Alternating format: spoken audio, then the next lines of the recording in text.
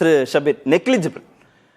திரு செங்கோட்டையன் தாவேகாவுக்கு போனதுனால அதிமுகவுக்கு இழப்பானா இழப்பு தான், ஆனா அது புறந்தள்ளக்கூடிய அளவுக்கான இழப்பு தான், ரொம்ப சிறிய அளவிலான இழப்பு தான்.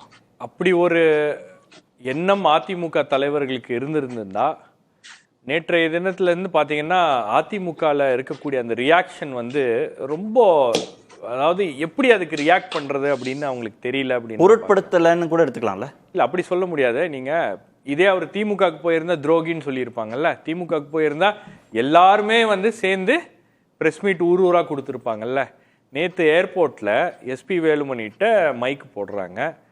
எஸ்பி வேலுமணி வந்து கேள்விகளை இதுதான் கேள்வியா வரும்னு அவருக்கு தெரியும்.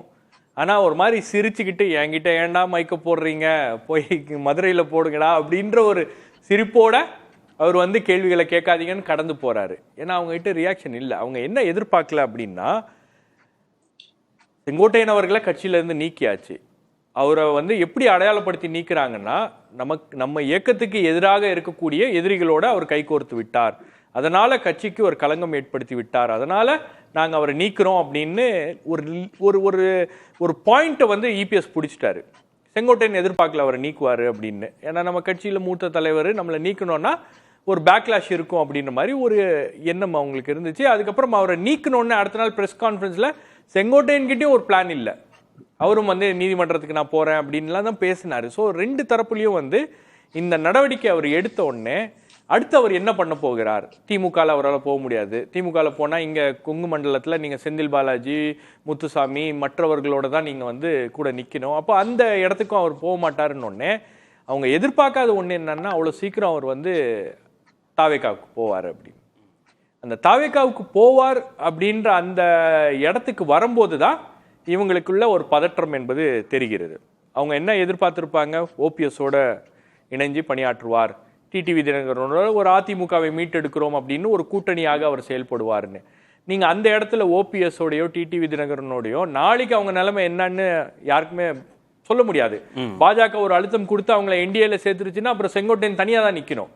அப்போ செங்கோட்டையனுடைய அரசியல் கணக்கு அப்படின்றது தாவேகா பக்கம் அவருடைய பார்வை திரும்பி இருக்கிறது அப்படின்னு இவங்க எதிர்பார்க்கல. எதிர்பார்க்காததன் விளைவு இவங்களால வந்து இதுக்கு எப்படி ரியாக்ட் பண்றது அப்படின்னு தெரியல. இப்போ அவர் கட்சியில் இல்லை, ஆகவே அது குறித்து பதில் சொல்ல வேண்டியது இல்லை அப்படின்னு நீங்க கையை விரிச்சிட்டு போக முடியாது இல்லையா? ஏன்னா பெர்செப்ஷன் வைஸ் வந்து தாவேகாவுக்கு ஒரு ராஜகுரு, ஒரு ராஜதந்திரி போயிருக்காரு அப்படின்ற மாதிரி தாவேகா அதை ப்ரொஜெக்ட் பண்ணிட்டாங்க. செங்கோட்டையன் போன்று, ஏன்னா நீங்க அவருடைய அறிக்கையா இருக்கட்டும், விஜயோடைய அறிக்கையா இருக்கட்டும், அல்லது அவருடைய வீடியோவா இருக்கட்டும், மாபெரும் தலைவர்கள் இரண்டு பேரோட பயணம் செய்த ஒருவர் நம்ம கட்சிக்கு வந்திருக்காரு அப்படின்னு அவர் மறுபடியும் அதை பிரஷரைஸ் பண்றது, அதை பிரஷர் பண்ணி சொல்றதுக்கான காரணம் என்னன்னா, இன்னைக்கு அதிமுகவில் இருக்கக்கூடிய மாபெரும் தலைவர்களே நம்ம கட்சியை பொருட்படுத்தி அவங்க வராங்க அப்படின்னும் போது இதுல ஒரு மெசேஜை வந்து அவர் கொடுக்கிறாரு, மற்றவர்களுக்கும் வாய்ப்புகள் இருக்கிறது, கதவுகள் திறந்திருக்கிறது அப்படின்னு. ஏன்னா அதிமுக ஒருங்கிணைப்புன்னு சொல்லிதானே திரு செங்கோட்டையன் முயற்சிகள் மேற்கொண்டாரு. அதை முழுமையா செய்து முடிக்காமல இல்ல ஒரு காத்திருப்புக்கு கூட தயாரா இல்லாம அவர் நேரா தாவேகாவுக்கு போயிட்டாருன்னு அதிமுக தரப்புல, தொண்டர்கள் தரப்புல ஒரு அதிருப்தியே இருக்காதா செங்கோட்டையின் மேல? அதுதான் நெக்லிஜிபிள். ஆக்சுவலி அந்த மாதிரி ஒரு யோசனை தான் நெக்லிஜிபிள். அவரு நம்ம கட்சிக்கு வந்துட்டாரு, அது பெரிய பலம், அது ஒரு பெரிய மாஸ்டர் ஸ்ட்ரோக் அப்படின்ற அடிப்படையில் தான் அவங்க அதை வந்து கருதுறாங்க. இல்ல சசிகலா சிறைக்கு போனாரு, தேர்தலில் போட்டியிட முடியாம பாதிப்புக்குள்ளானாரு, டிடிவி தினகரன் தனி கட்சி தொடங்கி அதிமுகவை மீட்கணுன்றாரு, ஓபிஎஸ் இவ்வளவு நாட்கள் காத்திருக்கிறாரு, எல்லாமும் அதிமுகக்குள்ள போகணும் அப்படிங்கிற நோக்கத்தோட செங்கோட்டையன் ஒரு மாத காலத்திற்குள்ளாக இன்னொரு கட்சிக்கு போயிட்டாருன்னு தானே பார்ப்பாங்க, அப்படி பார்க்க மாட்டாங்களா? அது நெக்லிஜிபிளா? அதுதான் அவருக்கு என்னன்னா, இபிஎஸ்ஐ பலவீனப்படுத்த வேண்டும். இபிஎஸ்ஐ பலவீனப்படுத்த வேண்டும் அப்படின்னா அவருக்கு ஒரு கட்டமைப்பு தேவை. அவருக்கான கட்டமைப்பு இல்லை. எங்க அந்த கட்டமைப்பு அவருக்கு கிடைக்கிறதோ அதை பயன்படுத்திக் கொள்கிறார், அவ்வளவுதான். இதுதான் வந்து அவர் செய்கின்ற அரசியல். இப்படிதான் நீங்க அதிமுகவுடைய பலவீனமே எங்க தொடங்குச்சு அப்படின்னு பாத்தீங்கன்னா, விஜய் நம்மளை அட்டாக் பண்ணல எந்த கூட்டத்திலையும், அது விக்கிரவாண்டி மாநாடாக இருக்கட்டும், மற்ற கூட்டங்களா இருக்கட்டும், பெருசா விஜய் நம்மளை அட்டாக் பண்ணல. கரூர்ல மட்டும் பேசினாரு, கரூர்ல ஒரு இடத்துல விஜய் பேசுறாரு. ஆகவே அவர் நம்ம கூட கூட்டணிக்கு ரெடியா இருக்காரு, அவர் நம்ம கூட கூட்டணிக்கு வந்துருவாரு அப்படின்ற ஒரு நம்பிக்கையை அவர் அதிமுக தலைவர்கள் மத்தியில அந்த நம்பிக்கையை கொடுத்தாரு. ஸோ அதுக்காக இவங்க விஜய் அட்டாக் பண்ணாம இருந்தாங்க. கடைசியா ஒரே இதுல விஜய் என்ன பண்றாரு அப்படின்னு பாத்தீங்கன்னா, அதிமுகவில இருந்து நான் ஒரு புது அதிமுக, நான் வந்து திமுகவை எதிர்க்கிறேன், கடுமையா எதிர்க்கிறேன் அப்படின்ற அந்த இமேஜை வந்து அவர் டெவலப் பண்றாரு. ரொம்ப பெரிய வார்த்தை ஷபீர். அப்படிதான் அவரு புதிய அதிமுகன்றது. நீங்க வந்து என்ன எந்த இடத்தை நோக்கி உங்களை பொசிஷன் பண்றீங்கன்னு ஒண்ணு இருக்கு இல்லையா? நீங்க கடுமையான திமுக எதிர்ப்பை இன்னைக்கு அதிமுக பேசாததன் விளைவுதான் இந்த பெர்செப்ஷன்ல அதிமுக ரொம்ப பின்தங்கி இருக்கு. நீங்க இன்னொரு கட்சியுடைய போர்டுல அம்மையார் ஜெயலலிதா படமும் எம்ஜிஆர் படமும் வந்து போட்டு இன்னைக்கு வெளியிட்டு இருக்காங்க. இது குறித்து அதிமுக ஒரு கருத்து கூட சொல்ல முடியலையா அவங்களால? நீங்க அதிமுக கொடியை பயன்படுத்தக்கூடாது அப்படின்னு போய் கரூர் ஹொசூர் பார்டர்ல போய் இந்த சசிகலா அம்மையாருடைய இதை வந்து வண்டியில இருந்து அந்த கொடியை நீக்கணும்னு பார்த்தாங்க. ஓபிஎஸ் பயன்படுத்தக்கூடாதுன்னாங்க. ஓபிஎஸ் பயன்படுத்தக்கூடாது, தினகரன் பயன்படுத்தக்கூடாதுன்னாங்க. கூடாதுன்னாங்க. ஏன் இங்க அதை பேச முடியல அவங்களால? ஜெயலலிதா படத்தை பயன்படுத்த எப்படி சொல்ல முடியும்? லீகலிட்டியா? அதுதான பிரச்சனை. அது எப்படி? அப்ப திமுக சொல்லாம பெரியார் படத்தை பயன்படுத்தக்கூடாது, அண்ணா படத்தை பயன்படுத்தக்கூடாது. ஆட்சியில இருக்கும்போது எப்படி சார் அது? ஆட்சியில இருக்கும்போது அமைச்சர்கள் டிஜிபி ஆபீஸ்க்கு போனாங்க, பயன்படுத்தக்கூடாதுன்னு போனாங்களா இல்லையா? சட்டத்துறை அமைச்சர் டிஜிபி ஆபீஸ் போனாரா? இந்த படத்தை பயன்படுத்தக்கூடாது, இந்த கொடியை பயன்படுத்தக்கூடாதுன்னு போனாரா? பயன்படுத்தக்கூடாது. அமைச்சரா இருக்கும்போது, ஆட்சியில இருக்கும்போது நான் வரேன். இன்னைக்கு ஆட்சியில கூட இல்ல சார், ஒரு கட்சிக்கு ஒரே ஒரு நிமிஷம், ஒரு கட்சி ஓன் பண்றதுக்குன்னு ஒரு லெகசி இருக்கும். ஒண்ணு சின்ன இருக்கும், கொடி இருக்கும், தலைவர்கள் இருக்கும். இப்ப நீங்க எங்க நகர்ந்துட்டீங்கன்னா, ஏன் ஜெயலலிதா படத்தை பயன்படுத்த கூடாதான்னா ரெட்டலை மட்டும் பயன்படுத்த மாட்டார். இது எல்லாத்தையும் பயன்படுத்த பரவாயில்லையா சொல்றாரு? சட்டப்பூர்வமான்னு சொல்றாரு. சட்டப்பூர்வமா அப்ப எம்ஜிஆர் படத்தையும் பயன்படுத்த கூடாது கிளைம் பண்ணலாம்ல? எம்ஜிஆர் யாருடைய கட்சி? எம்ஜிஆர் கட்சி இன்னைக்கு உயிர்ப்போட இருக்குதுல்ல?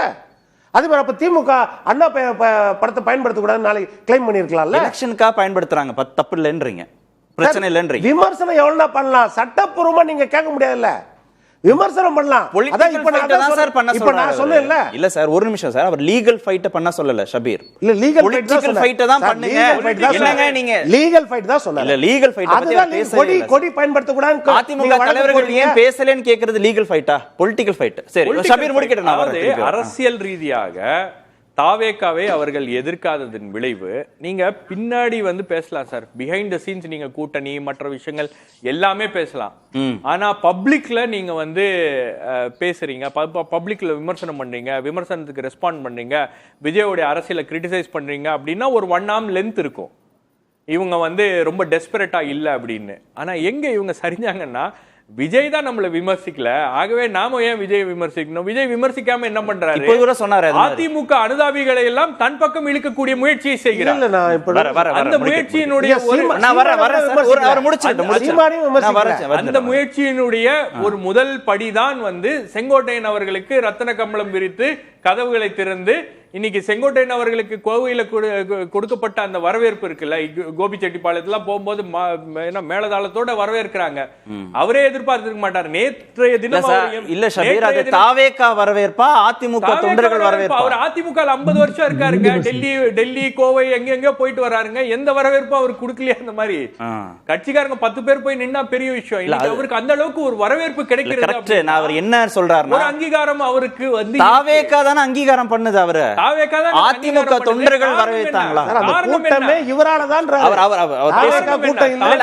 டீகோட் பண்ணட்டும் சார், நம்ம அதுல இருந்து பாயிண்ட்ஸ் எடுத்து பேசுவோம். அவருக்கு கொடுக்கின்ற அங்கீகாரம் என்பது அவருடைய அரசியல் முதிர்ச்சி, அவருடைய அரசியல் எக்ஸ்பீரியன்ஸ், அவர் ஒரு உயர்ந்த தலைவராக அதிமுகவில் இருந்திருக்கிறார், எம்ஜிஆரோட பயணம் செய்திருக்கிறார், அம்மையார் ஜெயலலிதாவோட பயணம் செய்திருக்கிறார், இணைந்து பணியாற்றி இருக்கிறார் அப்படின்ற காரணங்களுக்காக அந்த மாதிரி ஒரு தலைவர் நம்ம கட்சிக்கு வரமாட்டாருன்னு ஏங்கிட்டு இருந்தாங்க.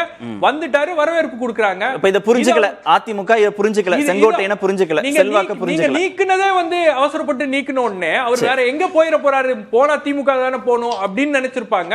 அந்த மிஸ்கால்குலேஷன் வந்து ஒரு பர்சனல் ஈகோல ஏற்பட்ட மிஸ்கால்குலேஷன் தான் இன்னைக்கு வந்து எல்லோரையும் வந்து கொஞ்சம் ஒரு மாதிரி ஒரு அதிர்ச்சி அடைய வச்சிருக்கு.